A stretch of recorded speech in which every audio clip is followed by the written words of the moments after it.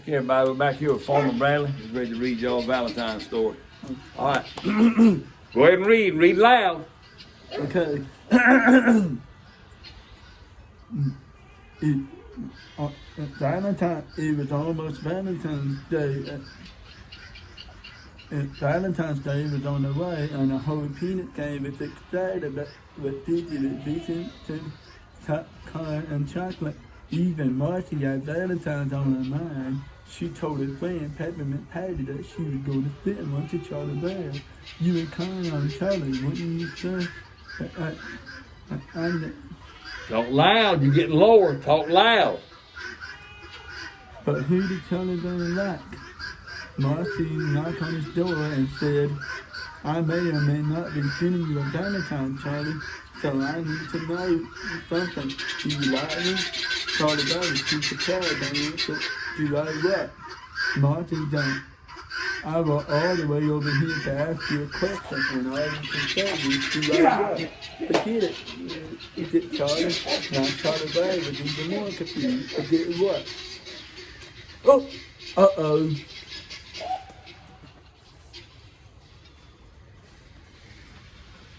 Charlie Bear did get the love letter after with a secret smile on his face. Peppermint Patty, watch him read it.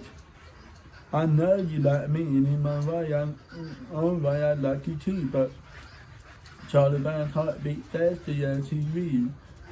Could a girl of his dream finally unlocking him?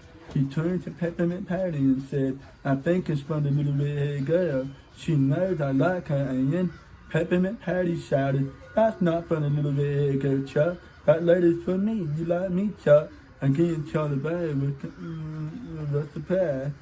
I do. But Charlie Bear did get the love letter after all. But Charlie Bear knew his heart belonged to the little red-haired girl. And this year he was determined to give her a Valentine. Charlie Bear told his sister Sally his plan and show her the Valentine. Sally said, she'll probably laugh in your face.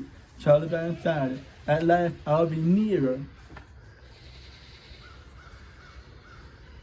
Charlie Bear showed the Valentine to Snoopy. I want to go to the little red-haired girl's house to get this Valentine to her, he said.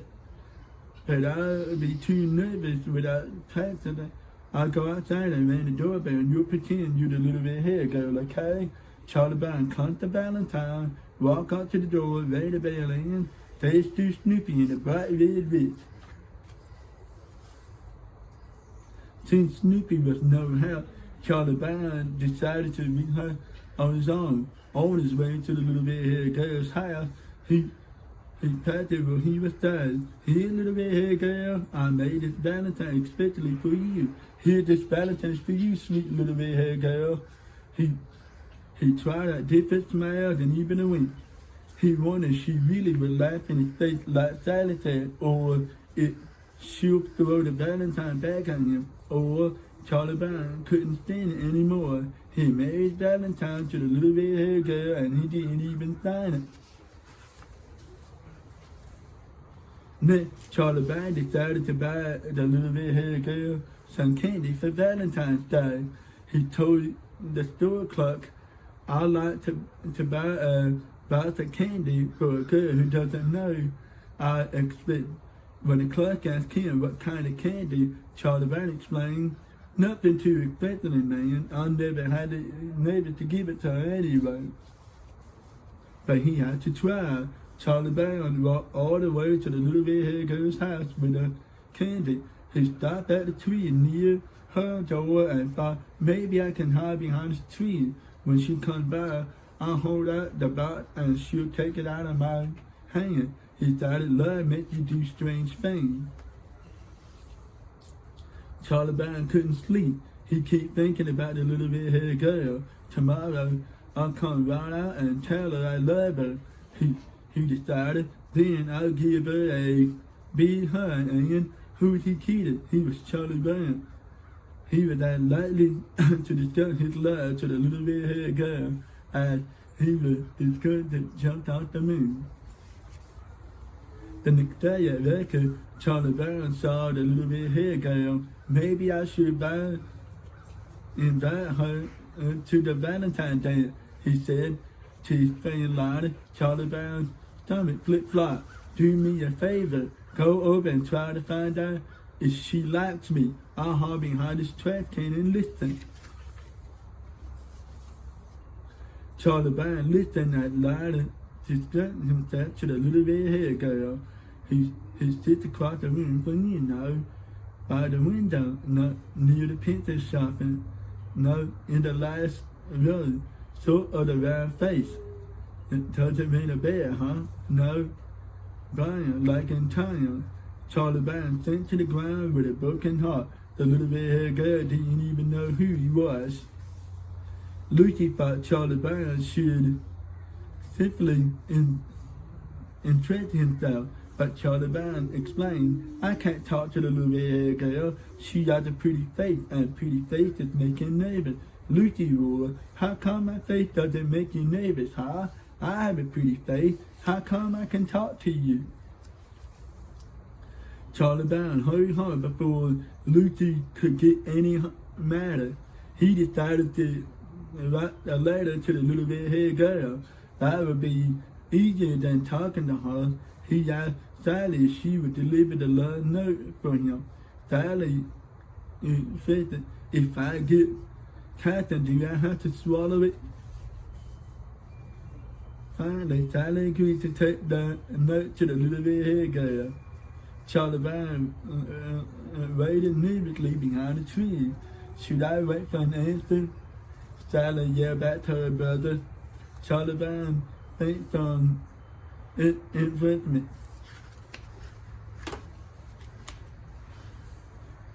Charlie Brown sat up the ornament. What would the little red-haired girl think of his note? Would she laugh? Would she go to the dance with him? Could she probably love him too? Sally handed Charlie Brown back his note. She said she couldn't read your smithery writing. On the way home, Sally added, and when I told her you're in the same class, she said she didn't remember you. Charlie Brown sighed, I can't stand it. Why don't you invite her to the Valentine dance right now? Lottie asked at lunch the next day. Charlie Brown explained, I can't talk to the little red-haired girl. She's something and I'm nothing. If I was something and she was nothing, I could talk to her. Or if she was something and I was something, or if she was nothing and I was nothing. Lottie insisted, you know, Charlie Brown, for nothing, you're really something. Back in the classroom, Charlie Brown tried to winking at the little red-haired girl. She didn't think nothing like that, so he winked harder. Charlie Brown winked so hard that the teacher sent him to the eye doctor. Why don't you get her phone number and call her to invite her to the dance? Lottie suggested. Charlie Brown's hand was shaking so hard. He dialed the wrong number. He called Marty by mistake.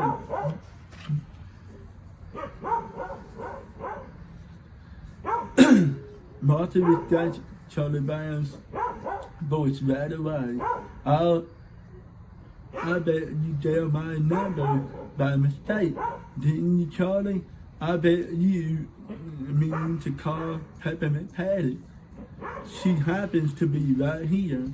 I'll put her on. No, wait, Charlie Brown yelled, but it was too late. Hi, Chuck, Peppermint Patty said. Finally got the nerve to call me. I bet you called to invite me to the Valentine dance. Well, I haven't. Charlie Brown didn't know what to do. He had to try to call the little red-haired girl, but Charlie Brown having a date with Peppermint Patty, he had the Charlie Brownest luck in the world. On Valentine's Day, Charlie Brown put on his dancing clothes and went to see Snoopy. He found his doll all dressed up for the dance too. How do you get into the dance? Charlie Brown asked. Dolls aren't invited. Charlie Brown wink and dance. Snoopy wink and dance.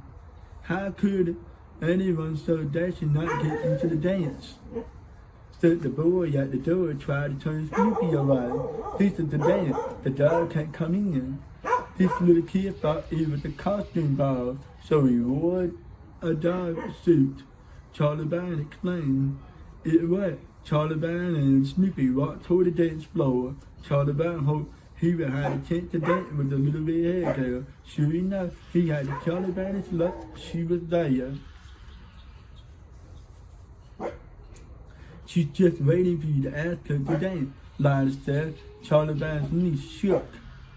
His heart pounded with every step. I'm going to ask her to dance. I'm getting closer. I'm almost there. Suddenly, Marty and Peppermint Patty grabbed him and pulled him onto the dance floor. We've been looking for you, Chuck, said Peppermint Patty. They danced a hokey-pokey until the music finally stopped. Lila rushed up to Charlie Brown. It's the last dance. This is Charlie Brown's last dance. He looked over at the little red-haired girl and saw that she was already dancing with Snoopy. Charlie Brown sighed. Good grief. The next day, Charlie Brown looked at his mailbox sadly. Another Valentine's Day is over, he thought to himself.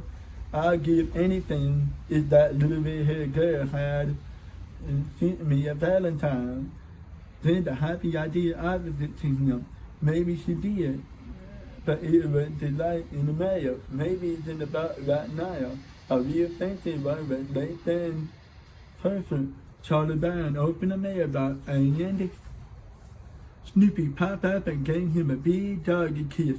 Then the beagle bounced out of the mailbox and started dancing. Charlie Brown and Linus danced too.